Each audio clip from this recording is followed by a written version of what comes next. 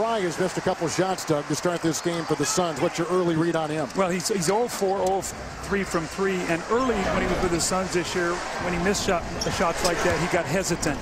And they've continued to shoot the open shot. So let's see if he will stay aggressive and shoot the ball, even though he started out very cold tonight from behind that line. And Blair's going to pick up a foul, trying to watch the very quick Stoudemire. You know, Phoenix in game 3 really staggered out of the blocks with their shooting, but then they picked it up, kind of playing off what you said before. It's how they finish the game that matters, and sure enough, looks like the Suns are following the same script they had in game 3. Well, the other night, after 16 minutes, they were down 39-21.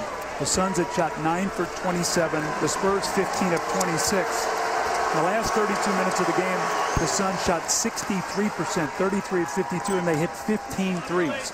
So you know they're going to start making shots, and that's what Alvin kept saying the other night in game 3. Guys, I'm not worried about our scoring. Stay in the game. Eventually, we'll make shots. Little did he know that it was going to be Dragic and Barbosa who would get hot and make 15 out of 20 shots, 7 of 7 behind the line. As you take a look at some early shooting here in the first quarter in the jam-packed AT&T Center, just outside downtown San Antonio. Bonner is in, Ginobili, Hill, Blair, and Jefferson. The San Antonio 5. Bonner's at a 3. Shot clock at 2. A 15-footer here. He's so much more comfortable at home. We talk about it so often, how your role players, your bench players, guys who maybe are sort of those home run specialists, how much more familiar they are on their home court. Nash gets his first field goal tonight with his 3 rebounds. And really, they've kind of shut down Nash and Stoudemire in this series. And that's sort of the interesting thing. And the transition defense has been terrific. 27 points to kick up in game 1, 8 in game 2, 9 in game 3. So they've done a great job in transition. They have just not been able to find a way to slow this offense down. It's going to be Ginobili, and it's going to be an offensive foul. And there's Amari Stoudemire. He's going to be very happy stepping in there and taking that charge. That's the first foul that goes on Manu Ginobili. Look at Coach Greg Popovich of the San Antonio Spurs. See, that's an area when they stop and show tape, like, Amari, you would never do this before. Rotate over, step in and take a charge. And he's starting to get a lot of praise doing those things, and he's enjoying it. It's Barbosa for 3. A 3-point shot. It's a great equalizer. I mean, you can be leading the game. Blair misses the layup. You know, all of a sudden now, back-to-back baskets by the Suns, 5-0 run, and they're right back in the ball game again. Bonner with the screen, opens up and count right there for Jefferson as they knock out Barbosa. Jefferson gets it. Stoudemire comes out on Bonner. What about Bonner seeing that and trying to go right by him, and he does as he shifts gear. That's what happens when you can shoot the 3. It makes you a half step quicker because guys have to close out to you. You got to close out to that right hand, though. You got to make him go to his left. The San Antonio Spurs do have a foul to give as Nash will battle Hill. Known for his defense first when he came in the league, and then his offense has picked up the last part of the regular season this year. Barbosa.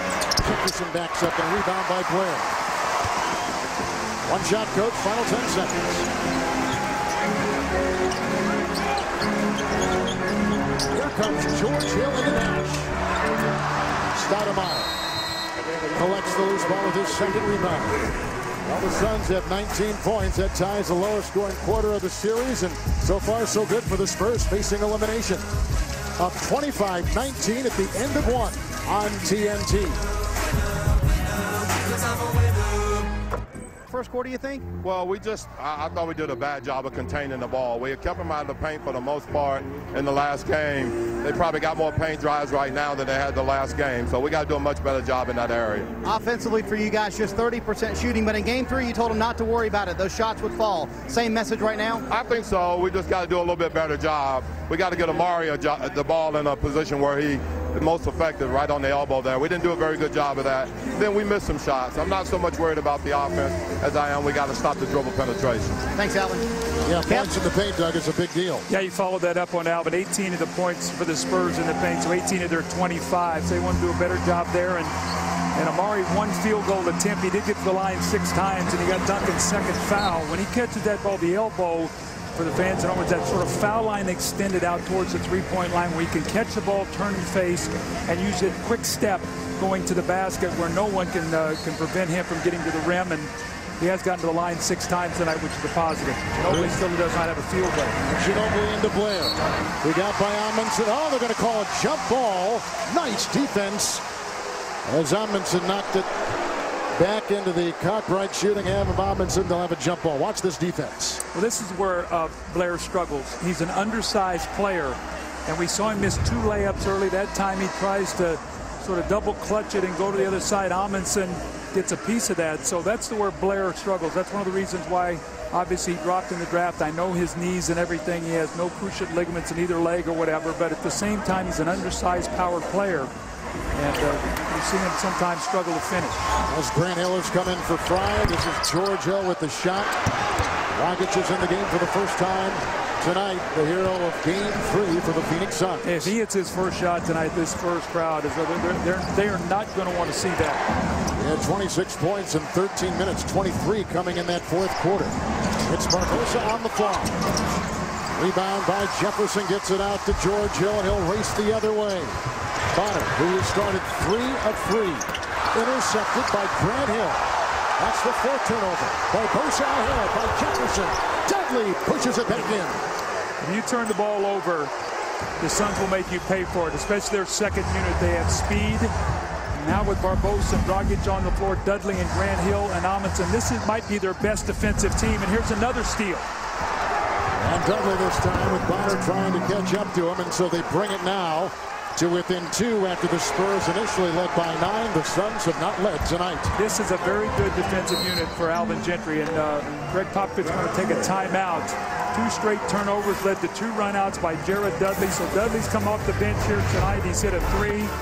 He's got 2 layups. There's a steal. 9-2 Suns run. This series has been interesting. It's been a series of runs. 9-2 now by the Suns. Back in San Antonio, time now for the Double Down Cam presented by KFC Double Down. Well, 2 different looks at Goran Dragic the other night. He got the little switch with Tim Duncan. This time he stepped back and knocked down 3. He had 4 of those threes in the 4th period. This driving layup, actually, the first play of the 4th quarter gave them the first lead of the night. There's Alvin Gentry congratulating the Dragon, that they call him now, who had his career game and gave the Suns a complete. Kevin, both teams have gone very small. As I've said in the 2 games we did prior, the Suns small team has been superior small team. So let's see who can win this battle. I like the defensive unit that Grant Hill presented out here with his teammates. He is once again guarding Ginobili.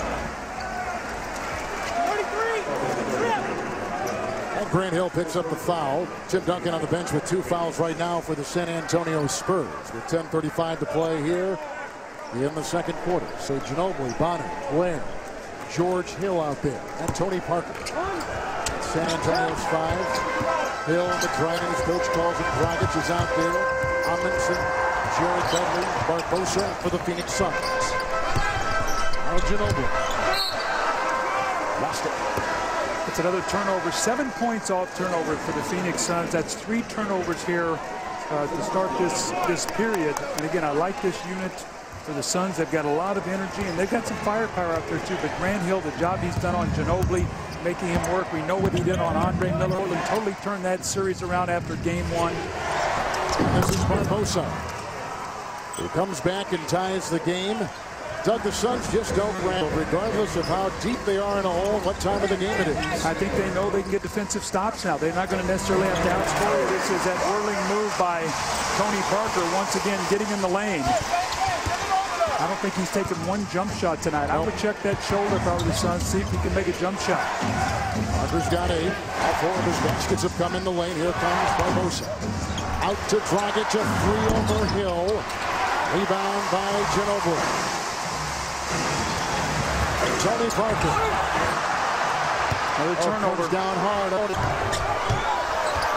That's a 3 by Barbosa. A rebound by Amundsen. Kicks it out to Hill. Those energy plays give you second chances. Normally they're going to make you pay for that.